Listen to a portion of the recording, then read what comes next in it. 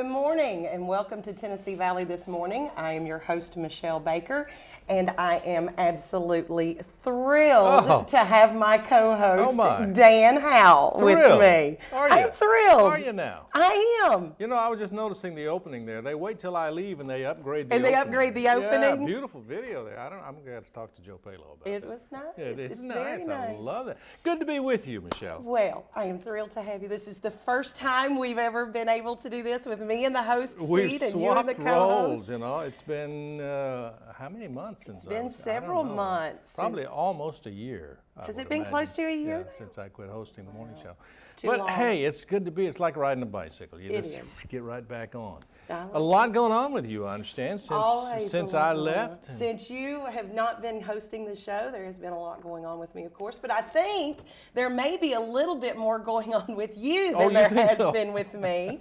I understand. A few things have changed. Just a few things. Yeah. If you'll notice now, Mr. Howell is wearing a wedding band. Oh, yes. On his left hand. I do have a wedding band right there. Congratulations. That's wonderful. You. And I am thrilled that you got married on my wedding anniversary. So Did now I you can really? Remind me of when my anniversary is. June 29th is your anniversary? June 29th is my anniversary as well. Well, it just so happens that today is my 12-week anniversary. And happy anniversary. I hope Beverly remembers that. I really do. Okay, guys, you can really tell it's still newlywed. I've been married 21 years, and I forget my anniversary now. My husband never forgets.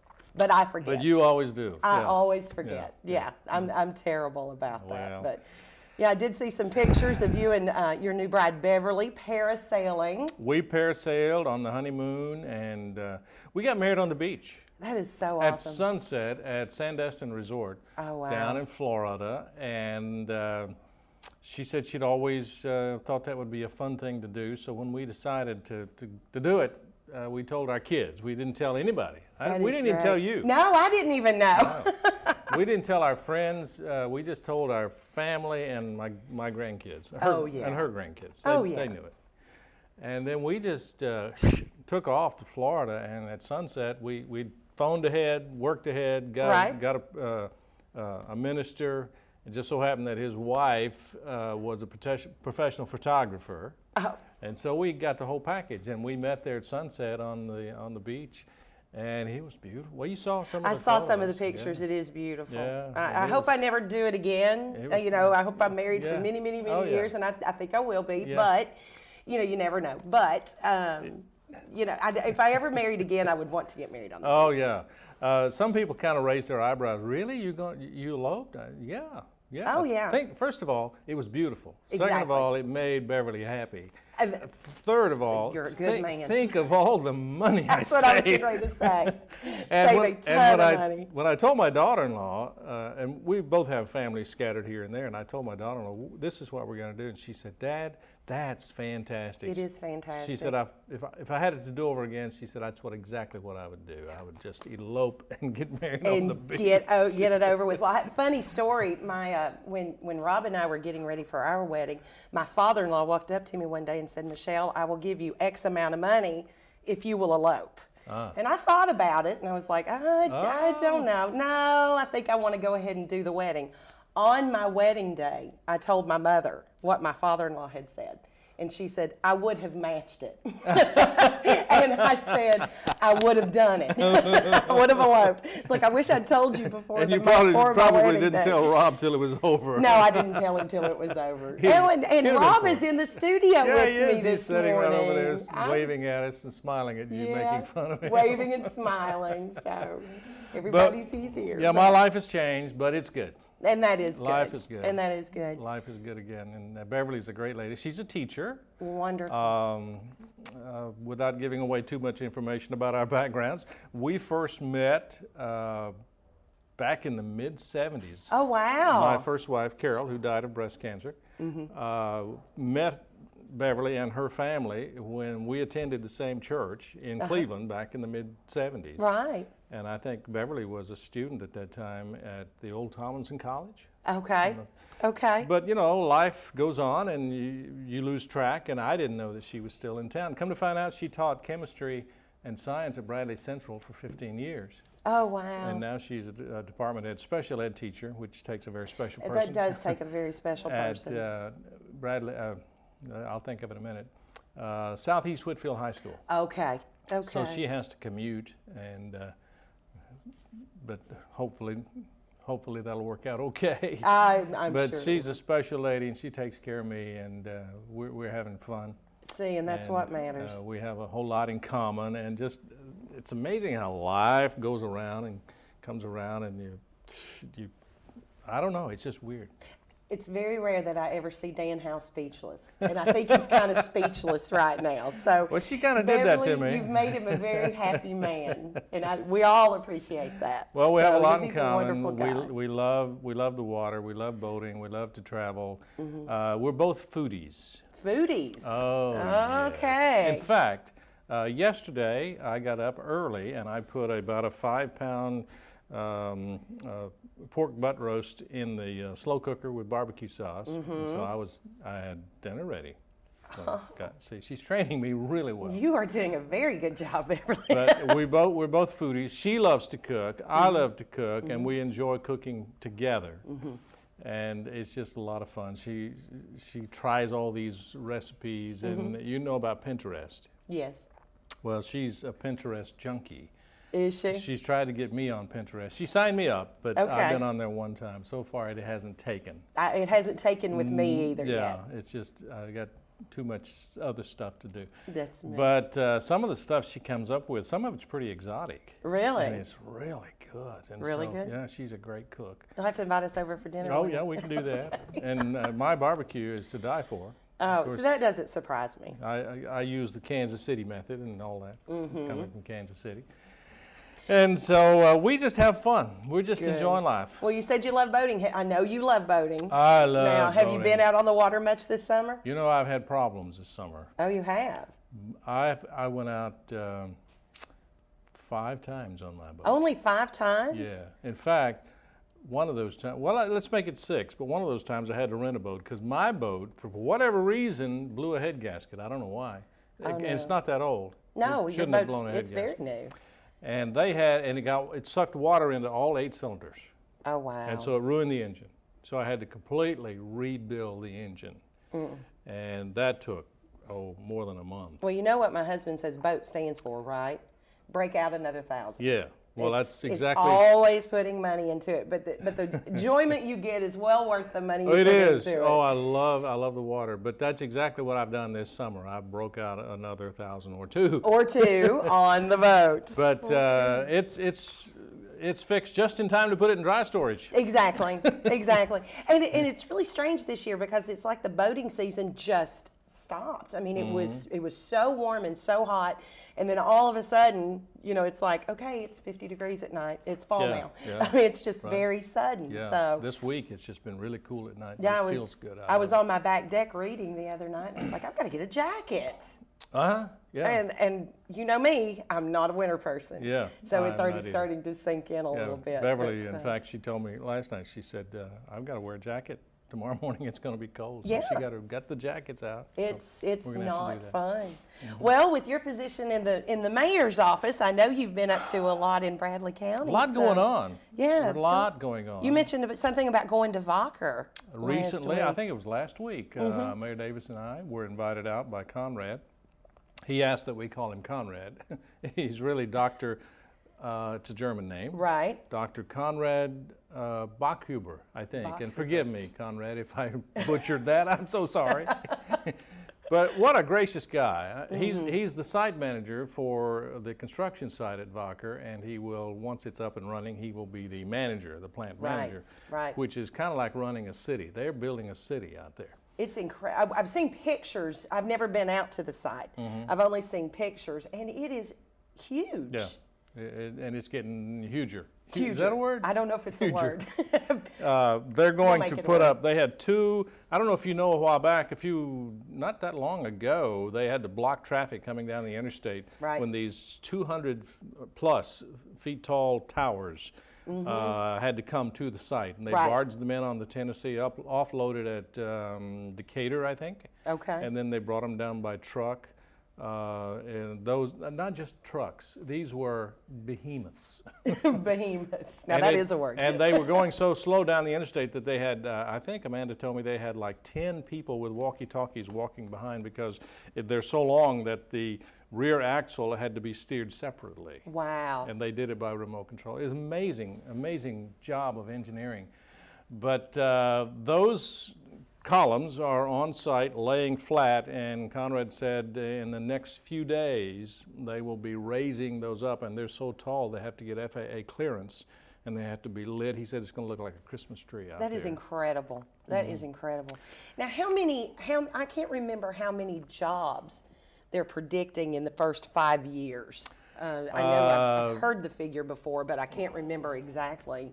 Well, the first official job requirement with what's called the pilot program that they got worked out with the state and with the county was for initially was for 500 jobs. They've already upped that to 650. Wow. They've hired so far 280, and these are high quality, good paying jobs, technical jobs. Right. By the end of this year, they hope to have at least half of that 650 hired, and then they will hire the rest. And the Wacker Institute is ongoing now. There are people being trained now. And you may have seen the article in the Banner. Our friend Greg Kaler sitting over there, he knows about that. Yeah. Talking about the graduates. Right. And I think 30-some% of those were from Bradley County. And they've just spent 6 months in Germany, and then 6 months at the Institute in Chattanooga, and they'll be going to work soon out there. That is great. But it's just, I just think it's such an incredible. They're going to have such an incredible impact on the jobs, you know, in Bradley County, and it's hard to imagine. But the indications are, and of course, Conrad cannot say officially that this is the plan. But all he would say was that they are building a plant that is very, very similar to the plant in Burghausen, Germany. Right. And that particular plant has more than 10,000 employees. It is like a city. And all he said was, we hope that in the distant future to have several thousand employees here. That's all he would say. He couldn't say. But right now, the official line is 650 employees when it's done. And it'll be done in the last quarter of 2013 or the first quarter of 2014. And that's when they will actually start producing this hyper pure polysilicon. That is incredible. It's quite a process. They're paving streets. They've got underground utilities. They've got 30-plus buildings out there. And it's kind of shielded by the foliage and the trees from the interstate. You can't really see. Right. When you get on site, you're like, whoa. It's huge. You didn't know it was there, 220 acres, and they've got 573 total. That they can expand onto. And they're planning now, they're building in such a way that they can expand. See, that is awesome. That is just awesome. There's no telling how that will impact the unemployment rate in Bradley County as time goes on in years to come. So it's an exciting time. Plus, Amazon was out there recently. Amazon, you know, with their pilot program, they determined that they agreed with the contract to have 250 employees. They're now up at 463, headed rapidly toward 500. That's incredible. And that is incredible. The Amazon facility in Chattanooga just announced that they're going to add about an additional 1,000 full-time employees. Right. So we don't know what that holds for the facility in Bradley County. But, you know, in spite of the economy and the job market here, and employment's not what we want it to be, but it's a sight better than some of the other surrounding communities. That's exactly what I was getting ready to say. We don't know how blessed we are to be in Bradley County. Yeah, you really don't, because there's so many other areas that are so depressed and just not having the luck that we are. Well, and we're talking. Speaking of Bradley County, we always talk about how giving this community is. Our guests today, we have two guests today, and it's an opportunity for everyone in the county to give to two very different organizations. Today we have with us Cindy Lowry with the Alzheimer's Association. She's a pretty frequent guest of mine. I love Cindy, and of course Alzheimer's disease is very near and dear to my heart. And also we have Greg Kaler. Greg, of course, works for the Banner. but he is also on the board of another organization that is near and dear to me, and that is CASA of Bradley County. So we're going to let them come on and tell us about their organizations and what we can do to help them out. Mm-hmm. So, oh, that sounds great. So I know you'll have lots of questions for both of them. We'll make it up. We'll say something. We will. Speaking of job, before you go to break, I know Yes. you're going to go to break. I meant to mention this. We were talking about the Vocker jobs. It's going to be by the end of 2013. Right. Did some research and talked to the Economic Development Council and Doug Berry at the Chamber, and did a little adding up. And since February of 2009, Right. Bradley County has created 1,506 brand new jobs. We're talking about jobs that did not exist prior to that time. That is like the incredible. Amazons, the Vockers, the new jobs at Whirlpool, Olin, M&M Mars, and expansions and things like that. So, you know, as bad as things are, we're actually blessed, as you said, Yes, Michelle. we really We're are very blessed. I mean, it's just incredible, and I'm always looking forward to see what else is coming around the corner. Yeah. Because it always seems that there's always a new announcement coming around the corner, and you're like, what? You're doing what? That's great. Something's coming. We don't know when, but something's coming. It always is. All right, well, we're going to take a quick break, Okay. and then we'll come back and talk to Greg Kaler. And thank you for joining us, and we'll be back in just a couple of minutes. Great local sports right here on WTNB East Tennessee Television. Keep up to date on all your Walker Valley sports news Wednesdays with the Walker Valley Sports Zone. Get a behind-the-scenes look at all the local high school area football with the pregame Thursdays at 10. And it's a Friday night tradition. Football Friday, every Friday night at 11 o'clock. Right here on WTNB East Tennessee Television.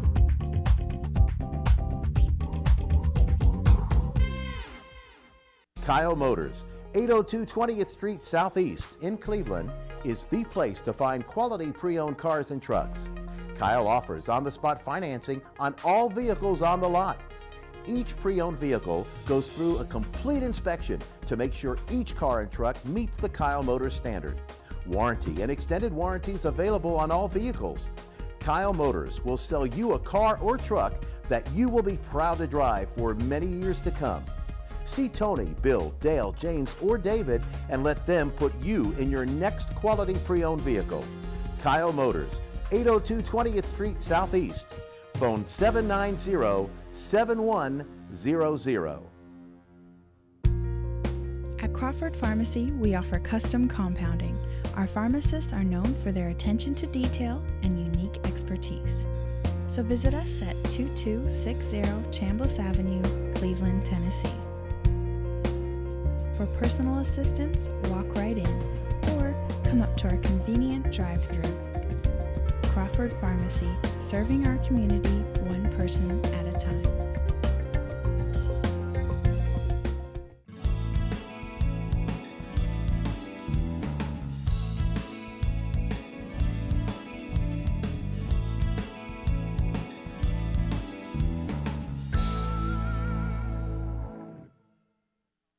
Has your disability application been denied?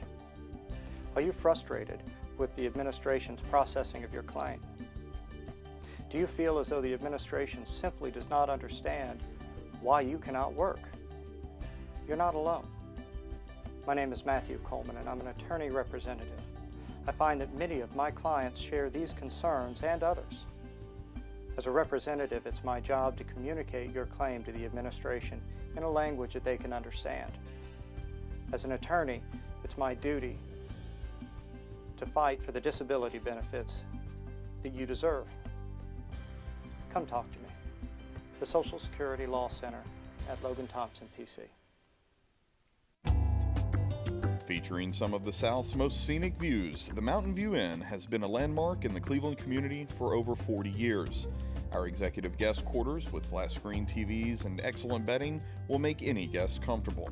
Carrie's Restaurant is one of Cleveland's favorite, with one of the best buffets around. Hello, and on behalf of the Hughes family, thank you for so many years of your business and your friendship.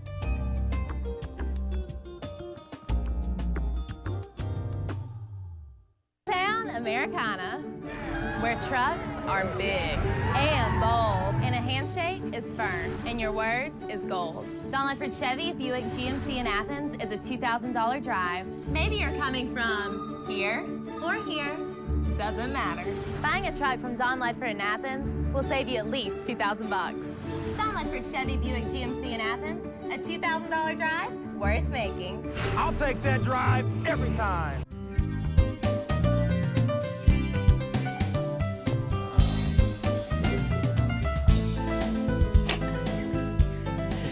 Welcome back to Tennessee Valley this morning. I'm your host, Michelle Baker, with my wonderful co-host, Dan Howell, who I'm thrilled to have with me.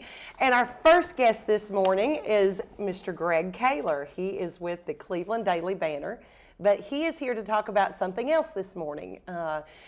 Talk about CASA of Bradley County. So, Greg, tell our viewers a little bit about what CASA is. Well, CASA was actually the brainchild, if I'm not mistaken, according to history, of Dr. Phil. It was a passion of his, which sort of evolved, and he's a backer of this, let's say it that way.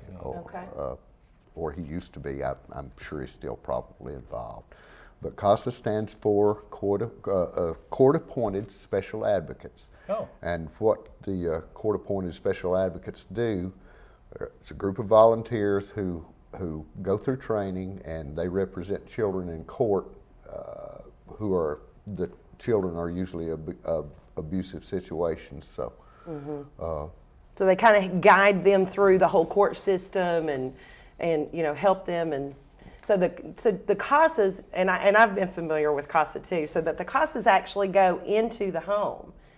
yes. and help these children. Well, they represent them through abused homes. So they're like an advocate.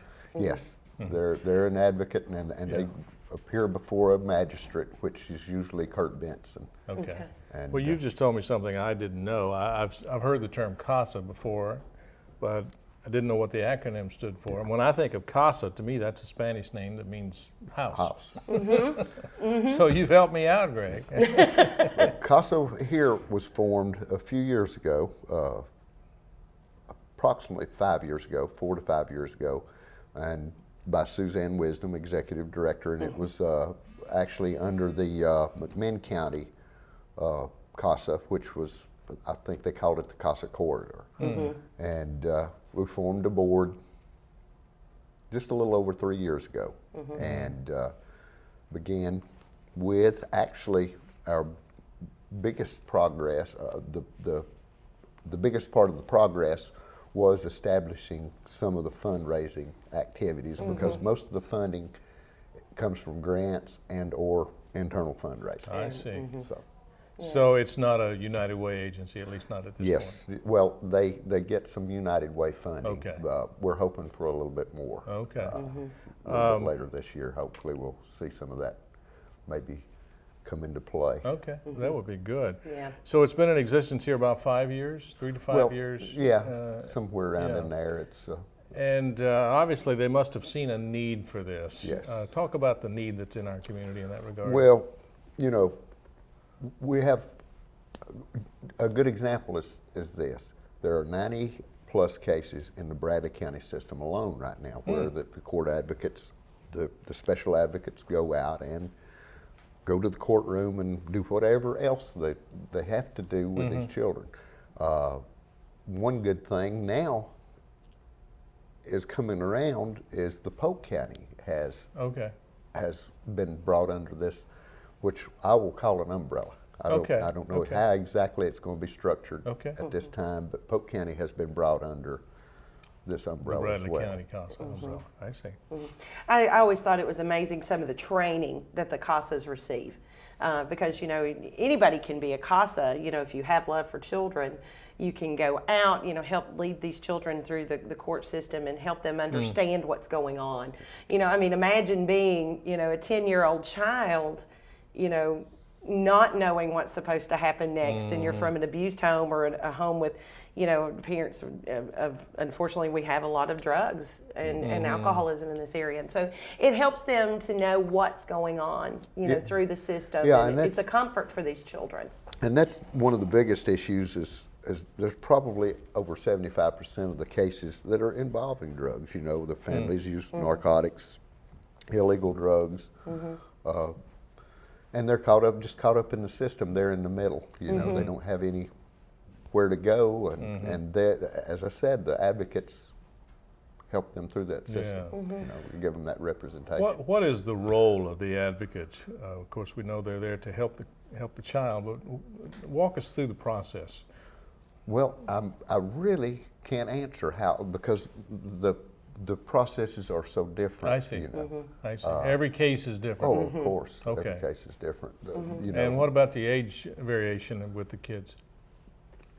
there's just, you know, it's just any age under 18 years old. Anyone under 18, wow. And there are lots of them out there. Oh yeah, there's 90 cases here, at least 90. Just in Bradley County. In Bradley County alone, and I know Suzanne has already, you know, started working on several cases in Polk County. I would assume the goal, Greg, is to ensure that these children are somehow put in a safe environment. Well, yes, of course, naturally, that's part of the protection.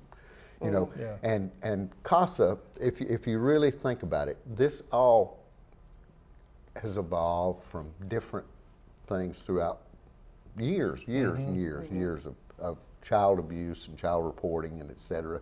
You know, activity where children were involved, and one of our greatest and best, I think, and it is a great memory.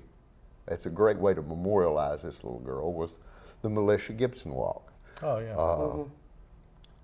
That will be in October, and we're already making preparations for that. And if you really get down to the brass tacks of the whole CASA spin, if you get down to it, there's a very good probability that in the end it actually came from what happened to Militia Gibson back in 1976. Because I know you're probably familiar with that story, and of course I wasn't familiar with the story until I started working here in Bradley County, and it was a story that just absolutely broke my heart. You know, and I think that's part of the role of CASAs too, is, you know, with militia, you know, Department of Children's Services did remove that child from the home, but the goal was always to give the child back.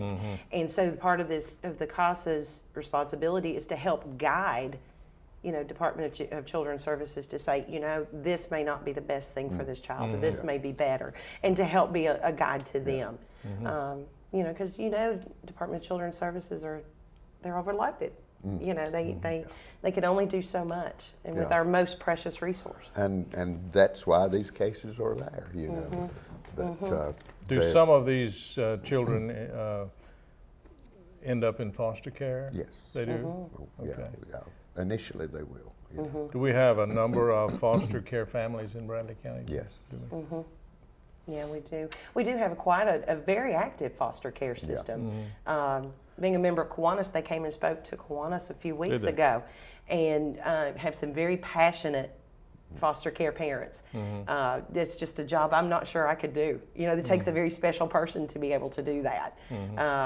I don't know that I could do that. Although my husband might say that we do run a foster home because it seems all the kids stay at the house all the time. So I don't know. I probably Your kids am. And their my friends. Kids, their friends, anyway, everybody's at my house. So which don't is you a love good that thing. though? I do love it. Yeah, you gotta love I that. do love it. Yeah. Keeps me on my toes. Kids too. feel safe there. That's great. They need a safe place. Militia was a foster child of Emma and Gilbert Hawkins back just prior to her death, just very short time before her death. And they were very passionate about her. Does CASA have a website locally where people could Join Facebook. Facebook. Facebook. CASA's CASA on Bradley County. Everybody's on Facebook. Everybody is on Facebook. Even I'm on Facebook. Yeah, you're on Facebook. I'm on Facebook. My husband is even on Facebook now. You're kidding. No. Rob went on Facebook. He is on Facebook. Amazing. It is amazing. So if they want to know more about it, there is a CASA Facebook page. Yes, CASA of Bradley County. CASA of Bradley County. Facebook/CASA of Bradley County, I assume. And also, there is a special page for the Militia Gibson Moonlight Walk. Okay. The Moonlight Walk. And that's coming up when? That will be October the 11th, at 7 p.m. Coming up And soon. it begins. Coming up very soon. It begins. We went over this beforehand, so he's drilling me to see if I know what he told me earlier. It is beginning at the First Tennessee Bank, building, and it will walk down the Greenway to the Prayer Garden at the Church of God headquarters. Yeah. It's always, have you been to this event yet? No. You haven't? It's really a great event. When you walk down the Greenway and you get to the Church of God headquarters, there's always school choirs and entertainment and a candlelight service to honor militia. It's really a very moving, very moving event. It's really a great event. And I think, with it being in militia's honor, it really kind of puts in perspective. We don't want to forget what could happen again. Oh, yeah. And we want to prevent that from happening again. What happened was, this event changed, was responsible for helping change laws about child abuse reporting. And it started here. It was definitely a black eye on our community. It was. Right. It started here, it spread throughout the state, and then from the state to other states. And what happened was, militia was as I said earlier, a product foster child. And she had been taken out of the home, because of prior concerns. She was returned to the home just weeks, if I'm not mistaken, before her death, which was October 12th, 1976. Law enforcement received a call about a little girl who had died. They got there and they found her curled on a little mattress, and she was nude and wet. And according to the reports and the investigation, her father had beat her for 3 days, and when she asked for water, he forced her to drink hot sauce. And eventually she just collapsed. She was just absolutely beaten down. And Danny Chastain, one of the investigators Lieutenant Danny Chastain, retired now, one of the investigators, and his brother Dewey, sergeant at the time of his retirement, they said that she was laying on a picture, or under a picture of Jesus, and it was just they were very passionate about this. It's one of the worst investigations they ever had, and that was young in their career. I can imagine. I can't imagine. I remember that story when it broke, and it as you said, Greg, it was certainly a black eye on this community. But even out of the most tragic circumstances, we look back now and realize that a lot of good has come out of that. Oh, exactly. You can't ever replace her life, but you can honor her memory and build upon that. And that's what. And we don't know how many young children's lives may have been saved. Exactly, and that, as I said, this could all the way. If you go back through the evolution, CASA has to be an element from that. Right. Somewhere down the line, somebody had an idea, and it was a great idea, because we don't want those black eyes here or anywhere else. Every child deserves to grow up in a good, supportive, supportive family. Yeah. And when that's not possible, they deserve our support. They certainly do. So. There's nothing more helpless than a child. A child is just defenseless. And I have no sympathy at all for child abusers. I don't either. But we started the walk about 3 years ago. This is our third one. It's called the Moonlight Walk of Hope. Walk of Hope. Moonlight Walk of Hope. Yeah, it's a mouthful. We'll get it in a minute. I'm cueing the guest. Do you like this? It's a mouthful. Where's that teleprompter when you need it? It's the Moonlight Walk for Hope, and basically it's in her honor, and it is a fundraiser. There's numerous churches and civic organizations that get involved, and individuals, and we've had very, very good turnout. Even on the first one, we had about 350 people, and it was just really neat to see that come together. Yeah, that first one was a hard job. The first one was a hard one, and it's really good. And I'll tell you what Kiwanis and Rotary are doing. Now, you're a former Rotarian, right? Okay. Well, Kiwanis and Sunrise Rotary we have a competition going now. To see who can raise, who have the most members that attend the walk, and whoever has the most members that attend wins. Well, the president of the opposite club the losing club has to come and open the meeting for the other club, which is humble a pie. Huge deal. Yeah. So I have a feeling Kiwanis is going to maybe win this year. We didn't last year, I don't think. Yeah, and these clubs are making challenges, you know. We are. We're making challenges. We want more of these civic organizations to make those challenges, jump on board and help us out, because CASA is, as I said, funded with grant money from various agencies, such as right now United Way, and we hope to be a little bit deeper in that a little later. I assume you're going to be doing a story in the banner. We'll see your byline on it, I'm sure. Yeah, already done so. Already done. Okay. And you'll do more. Yeah. Good deal. As things progress, you know, through the preparation and everything, what we find out and what's happening, and make sure that everybody knows about it, you know, and comes out to participate. And, the last walk, if I'm not mistaken, I would estimate 500 to 650 or so.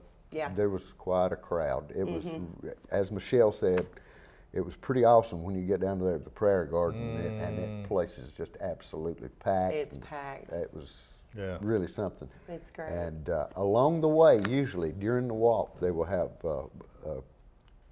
some of the students from the local schools standing there giving statistics. They'll have placards, and they'll give statistics on child abuse and other issues, you know, down through the trail. So it's not just a walk, you know, it's a learning experience as well. So put it on your calendar. What's the date again? That date again is October the 11th at 7 p.m. at the First Tennessee Bank Building. Be there. It's a great event. It's a wonderful event. Greg, thank you so much for coming in to talk to us about that. And you're going to enjoy to hear our next guest. I know this is going to be near and dear to you because of your dad. Cindy Lowry with the Alzheimer's Association will be with us in a few minutes to talk about another great event that you can attend tomorrow. So stay around, stick with us, and we'll be back in just a few minutes. Yeah, tomorrow we get to wear purple. We do get to wear purple. Great local sports right here on WTNB East Tennessee Television. Keep up to date on all your Walker Valley sports news Wednesdays with the Walker Valley Sports Zone. Get a behind-the-scenes look at all the local high school area football with the pregame Thursdays at 10. And it's a Friday night tradition. Football Friday, every Friday night at 11 o'clock. Right here on WTNB East Tennessee Television.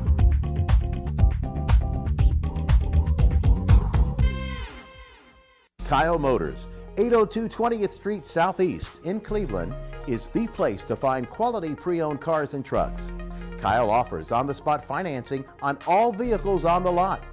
Each pre-owned vehicle goes through a complete inspection to make sure each car and truck meets the Kyle Motors standard. Warranty and extended warranties available on all vehicles. Kyle Motors will sell you a car or truck that you will be proud to drive for many years to come. See Tony, Bill, Dale, James, or David and let them put you in your next quality pre-owned vehicle. Kyle Motors, 802 20th Street Southeast. Phone 790-7100.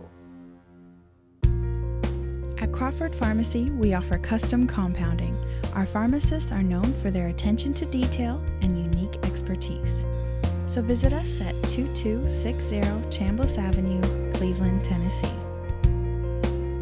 For personal assistance, walk right in or come up to our convenient drive-thru. Crawford Pharmacy, serving our community one person at a time.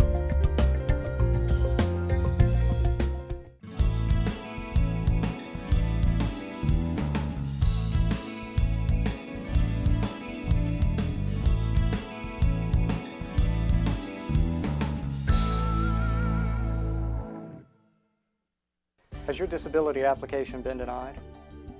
Are you frustrated with the administration's processing of your claim?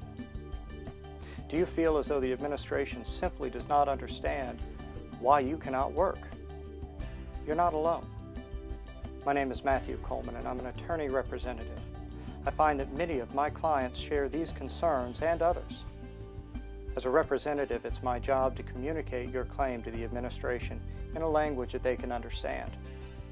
As an attorney, it's my duty to fight for the disability benefits that you deserve. Come talk to me. The Social Security Law Center at Logan Thompson, PC. Featuring some of the South's most scenic views, the Mountain View Inn has been a landmark in the Cleveland community for over 40 years. Our executive guest quarters with flat screen TVs and excellent bedding will make any guest comfortable. Carrie's Restaurant is one of Cleveland's favorite, with one of the best buffets around. Hello, and on behalf of the Hughes family, thank you for so many years of your business and your friendship.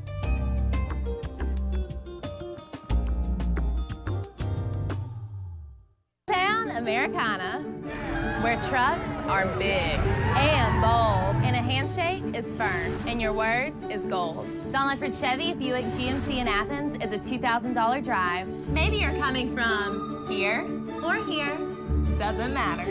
Buying a truck from Don Ledford in Athens will save you at least $2,000. Don Ledford Chevy Buick GMC in Athens, a $2,000 drive worth making. I'll take that drive every time.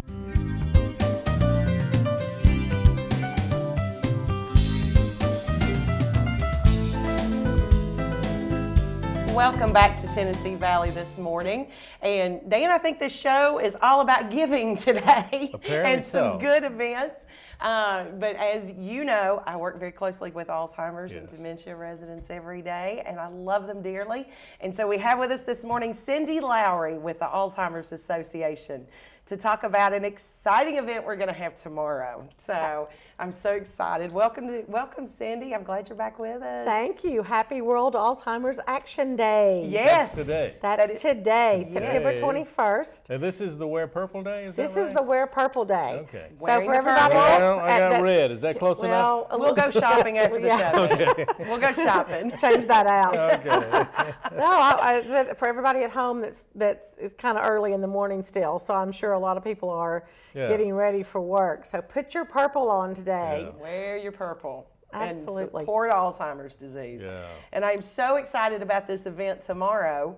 Tell them a little bit about the walk that we're going to have tomorrow to raise money for Alzheimer's. Well, we kind of lucked out in Cleveland this year, but September is World Alzheimer's Month, and of course the 21st is World Alzheimer's Day. So when we were planning our walk this year, we got to pick the Saturday following World Alzheimer's Day. So tomorrow is our walk to end Alzheimer's here in Cleveland, and we will be at the First Tennessee Bank Building. I heard Greg talking about their walk. Now, that's the old First Tennessee. The old First Tennessee Bank Building. At Red You know, Drive. we've been at Cleveland High School for the last few years, and they've been so good to us. And with the Greenway, the last few years being ready, we have started walking out on the Greenway. It's just a beautiful walk. Great place to go. Oh, it's perfect. It's perfect The for reason I this type of said walk. the old one was because First Tennessee has now moved down by Chick-fil-A. Yes.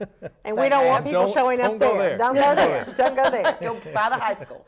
The old First Tennessee Bank Building, and we'll be out there, of course, early setting up. But from 9 o'clock to 10 o'clock, we have registration going on, and then we will also have some booths and some snacks and just fun things to do. We'll have a DJ going to have some music playing, and we want everybody to come join us during that 9 o'clock to 10 o'clock hour. People can claim their T-shirt, which I actually brought one with me, but they can claim their T-shirt if they raised $100 or more. Get a T-shirt, and we have something that was new last year. We have a Champions Club for individuals who raise $500 or more, and we have medals and tote bags and gifts for those people. We've already got 4 Champions Club members in Cleveland. Oh, there's 4 this year. There's 4 already, but I happen to know that we have a few more who are right there. You know, she keeps eyeing me. Have you noticed I that? know. She's looking at me. I did notice that. Well, we of course really appreciate Clare Bridge and Wellington Place. Brookdale is one of our national sponsors, and y'all have gone all out this year. We really have gone all out this year. We've done. We did a car wash at a yard sale. It is amazing to me how much money you can make at a yard sale. I've only had a couple. Except when I'm in doing my it life. at my house. Well, I know, but really people, our family members, our supporters really came out and helped us out this year. We finished up a little fundraiser we had with our families yesterday, and we topped $2,000 this year. Thank you so much. I'm really awesome. proud. This is the first year we've always pushed it, but we just kind of did a little extra push this year, and we went over $2,000, and we're not finished yet. No, and we appreciate you a lot. I'll say we have great sponsors here in Cleveland. Life Care Centers of America. Yes. One of our corporate sponsors, Garden Plaza. Right. And Life Care Center of Cleveland are also corporate sponsors, as well as Clare Bridge and Wellington Place. Signature Healthcare of Cleveland all sponsor our walk. And I will go ahead and make this announcement. Our goal in Cleveland is $40,000. Right. And Good. as of yesterday when I left the office, I don't know what's come in overnight, but as of yesterday when I left the office, we were a little bit over 36. And You're going to make it. Michelle brought me a little bit of money from that last fundraiser. So we are over 36 now. That is So awesome. I just want to ask everybody, keep going. We know we're going to make that $40,000 goal tomorrow. Now, Cindy, Yes. for our viewing audience, when you raise these funds, is this for research? Is that primarily what the Most money- of it is. Yeah. Most of it is. It also, of course, supports our local programs Sure. in this area. We do education in a lot of the facilities. We've got an initiative going on right now doing first responder training, which has been huge. We started out calling police departments and EMTs, and now we've actually got them calling us because they've heard about the program. But for first responders, sometimes do not recognize the symptoms of Alzheimer's disease. And we have Alzheimer's patients who wander. And so sometimes when that person is picked up, they end up being taken to jail or to a psych ward because the responder doesn't really recognize the symptoms. And a person with Alzheimer's disease probably can't give their address. They may or may not know their name or where they live or their family's name even. So it's a lot of times misinterpreted. Right. So, And sometimes, of course, this is one of those diseases that probably touches every family member or an extended family member or a family member who has a close friend or a close friend of a close friend. Probably if you went out in the community, you could pass everybody on the street and they would know somebody who is impacted by this disease. Absolutely. Yeah, we've And- said Absolutely. before, everyone has their Alzheimer's story. Oh now. yeah, well Everyone does. my mother-in-law died Alzheimer's, 15 years suffered, but the Alzheimer's Association, I can't say enough good about what you Thank do, you, Dan. and the support group. I Yes. think the support that you Yes. give to the families that are impacted by the disease and the caregivers. Right. That And is just phenomenal. And if you're a caregiver out there and you don't have any support, you need to get a hold of Cindy. She can help Absolutely. you. She really can help you. And we say this all the time, we are a little bit different than some of the other disease-related organizations in that we really do work more with the family and the caregivers than with the patients. Right. Because the families are the ones that are providing 24/7, 365-day-a-year care. And what a it's toll. exhausting. It absolutely Takes a terrible toll. It does take a toll on the on a family caregivers. member. We have a family in Chattanooga that a friend that I went to high school with, 55 years old, he's been caring for his father with Alzheimer's disease, and he died of a heart attack suddenly about 8 weeks ago now, and his dad with Alzheimer's died less than 7 weeks later. And that family came out to walk, and they signed up for walk because of their caregiver, brother and son, and their father then ended up dying the week before the walk in Chattanooga. So just a sad story. And you know, I think he was 55 years old, and people just don't realize the stress, the physical exhaustion, the mental exhaustion that caregivers go through. And the emotional pain of watching your loved one just literally die before your eyes. It just becomes, you know, an empty shell, and they don't know who you are. And that's why there's so much emotional toll with that too, because they don't. It's hard when your mom or your husband or wife or grandmother doesn't know your name anymore. That's hard. That is hard. It really is. It's, you know, I watch our families at Clarebridge, and you know, you still can tell the ones that know who their daughter is. I have one lady in particular that every time her daughter comes in, you know, she just lights up, you know, and it's a wonderful visit. But I know 6 months to a year from now, that's going to be That'll gone. go away. That will be gone. And I have to say, your first responder training, I'm so excited to hear about that. I'm so excited that you guys are doing that, because, you know, even not only for police officers, but a lot of people don't understand. We've been trained that if there's a fire, heaven forbid, if there's ever a fire in one of our buildings, when you're dealing with someone with Alzheimer's, you don't just walk in and look around the room and make sure they're gone. They don't understand. With someone with Alzheimer's doesn't understand, and they may hide under a bed. You know, first responder, you know, firefighters without that knowledge wouldn't know to look under a bed, in a closet, behind the curtains, just like they would for it. And I don't mean to be disrespectful to compare our Alzheimer's patients to children, but it's kind of the same thought process. It is very similar, and we work with families all the time.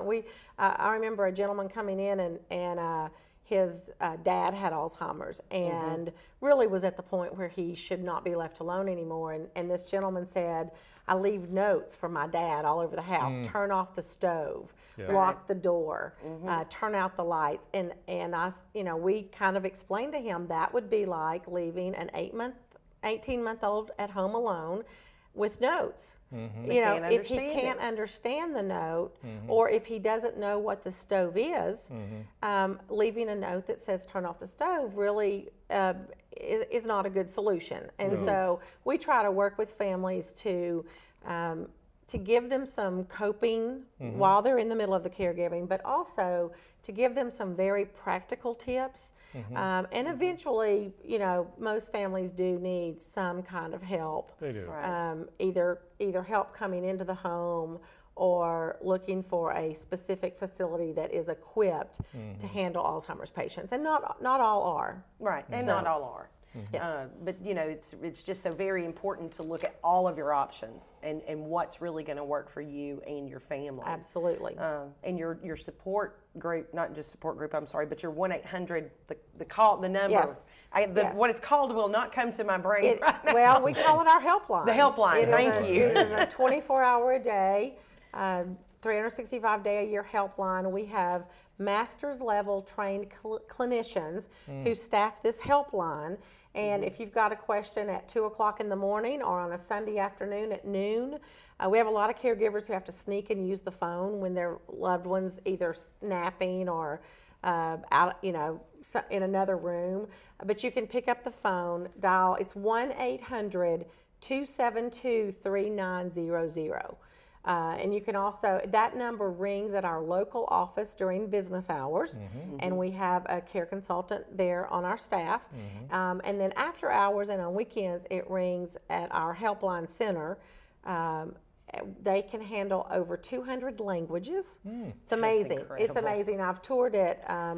And it's just amazing to look at the people and hear the number of languages that they can provide service in. So that's another, you know, big service. And that's when you ask about funding, the money that we raise. Of course, our number one goal is to find a cure. Sure. There's no cure. Alzheimer's disease is the 6th leading cause of death in the United States. Wow. And we have 5.4 million Americans who are suffering with Alzheimer's disease. And there's nothing that stops it, and there's nothing that cures it. So we're constantly... do they even know what causes it sometimes? Not definitively. Yeah. I think most medical professionals realize that it is a combination of factors, just like with a lot of other diseases. It's a combination of things. There's not, in most cases, one specific thing. Sure. But we're constantly looking for, obviously, a cure. But if we could find a drug that would stop it in its tracks, that would be the next best thing. Absolutely. And early detection. Early detection. Got to find That's out so early. important. And I know a lot of people think, well, if there's no cure, what does it matter? But there are a couple of drugs that do work in delaying the progression. So if you have a loved one that is exhibiting warning signs, and warning signs can be memory loss that starts to interfere with daily life, getting confused about time and place, not knowing, someone who used to be great at balancing a checkbook and all of a sudden they can't really do that anymore. But if you see someone with those warning signs, get to a neurologist, get a diagnosis, because there are a couple of drugs that will delay the progression. And that walk again is... That's what I was going to say. Tell us more about that walk. Well, and I brought with me our promise flowers. We have promise flowers. Everyone who comes to walk gets a free one. And I don't have, I broke the blue one in the car on the way up here. But the blue one is for our people with Alzheimer's disease. Okay. Purple, which is the color of the Alzheimer's Association, and everybody's wearing it right now, I'm sure. It's National Alzheimer's. Purple is for people who have lost someone to Alzheimer's disease. Yellow is for people who are caregivers. Okay. And then orange is for people who don't really have a direct connection, but they support the cause. So everyone not everyone gets an orange one just That's because right. you're a Tennessee Vol fan. Although I think that might happen from time to time. I think it might, and that's okay. But everyone gets a flower, and we have a little ceremony during the opening to honor people who have Alzheimer's and remember those that we've lost. So, and I'm going to put those down. I'll show the shirt quickly. This is our logo, the Walk to End Alzheimer's, with the year on the front. There you go. Everyone who raises $100 gets a shirt. And I just want to ask everybody to continue to fundraise. Yes, fundraise. Wear your purple today, everybody. Everybody wear your purple. Dan, we will go shopping, get you a purple. I've got to get a... I don't know. Purple tie. We'll get you a purple I'll tie. have to take the pocket square out and You put can take the pocket square out and purple tie. put a purple tie in there. Then I'll be good to go. Then And it's just all about awareness. It's just about awareness and getting people to maybe ask a question or support the cause. And show up Saturday morning between 9 and 10, and the walk's 9 and 10 is registration. 10 o'clock we have a brief opening ceremony, and the walk will start at about 10:20, and we're going to head out on the Greenway. It's going to be a great event. Dan, come join the fun. I'm going to talk to my new bride and see if we can make it. All right. I hope you come out. Dan, thank you so much for being here with me fun. today. It's fun. Like riding a bike. I just got right back on and started pedaling. There you go. I'm glad. Cindy, thank you again for coming on. I'm glad Dan was here today too. Yeah. I'm glad Dan was here. So, all right, everybody, have a great Friday. Wear your purple. Come out and support Alzheimer's Walk to End Alzheimer's. I said it wrong. That's right. Walk to End Alzheimer's tomorrow. Think about the Militia Gibson Moonlight Walk of Hope. And I hope everybody has a great weekend, and we hope to see you soon. See you guys.